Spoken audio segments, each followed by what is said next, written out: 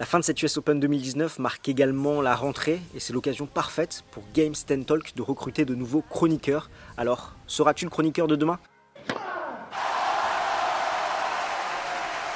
Les évolutions de chacun sont différentes et les priorités ne sont plus les mêmes.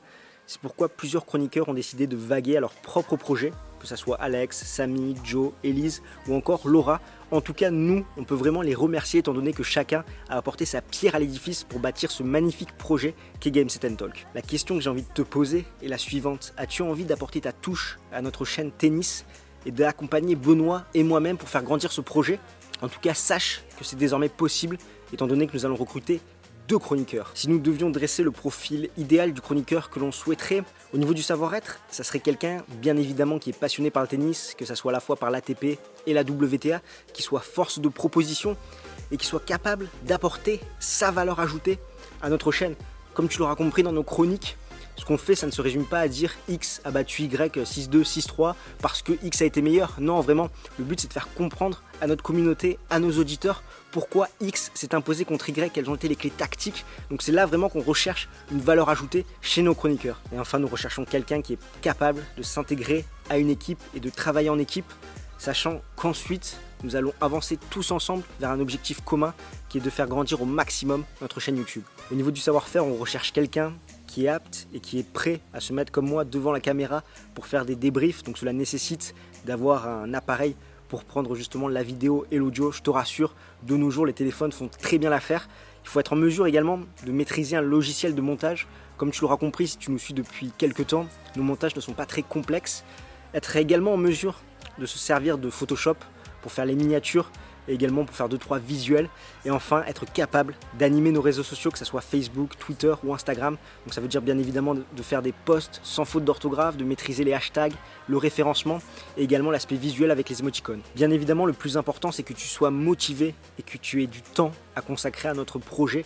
En effet, tu auras beau faire les meilleurs visuels sur Photoshop, faire les meilleurs montages, si c'est pour tourner seulement une vidéo tous les 6 mois, cela ne nous intéresse pas. Nous recherchons quelqu'un capable d'adapter son planning pour faire du contenu et ainsi faire vivre le projet. Sans te mentir et pour que tu aies une idée assez claire en tête, la chaîne produit en moyenne 160 vidéos par an. Ce qui fait que là on table sur une équipe de 4 chroniqueurs, ce qui ferait 40 vidéos annuelles par chroniqueur en moyenne. Comme tu l'auras compris, nous sommes également dépendants de l'actualité tennistique, ce qui fait qu'il y a des mois où il y aura des pics par rapport à d'autres et vraiment on a besoin d'une forte présence durant les 4 grands chelems. Je ne vais pas te mentir, faire des vidéos, cela peut prendre du temps, 10 à 30 minutes pour la prise de notes, 10 à 20 minutes pour tourner la vidéo, 30 minutes de montage, 10 minutes le temps de la mettre en ligne sur YouTube, 10 minutes pour faire les partages, ce qui fait qu'au début, quand t'as pas trop la main, ça peut aller de 2 à 3 heures pour sortir une seule vidéo, mais une fois que tu auras compris les différents mécanismes, cela peut descendre à 1 heure par vidéo. Au final, cela te fait un total annuel d'une centaine d'heures à allouer pour la chaîne. La saison tennis étant presque terminée, étant donné que là il reste la tournée asiatique, Bercy et les ATP Finals, le but c'est qu'on te recrute et qu'on t'intègre sur cette fin de saison pour vraiment te montrer un petit peu comment ça fonctionne, pour que tu sois vraiment opérationnel en début 2020. Si tu te retrouves dans un ou plusieurs de ces points évoqués, envoie-nous ta candidature à l'adresse suivante, game7talk@gmail.com.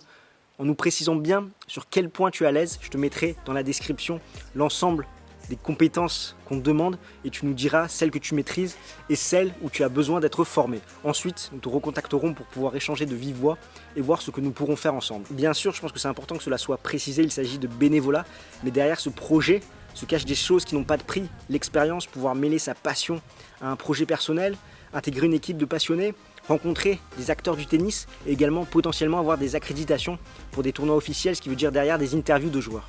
Du coup, que tu sois un homme, une femme, un pro Nadal, un pro Djokovic, un pro Federer, voire même un pro Gasquet, comme un McDo, viens comme tu es, sachant que ce qui nous rassemble, c'est une passion commune pour ce magnifique sport qu'est le tennis. Cela étant dit, on attend ta candidature par mail, tu retrouveras l'ensemble des informations dans la description et qui sait, peut-être à très vite.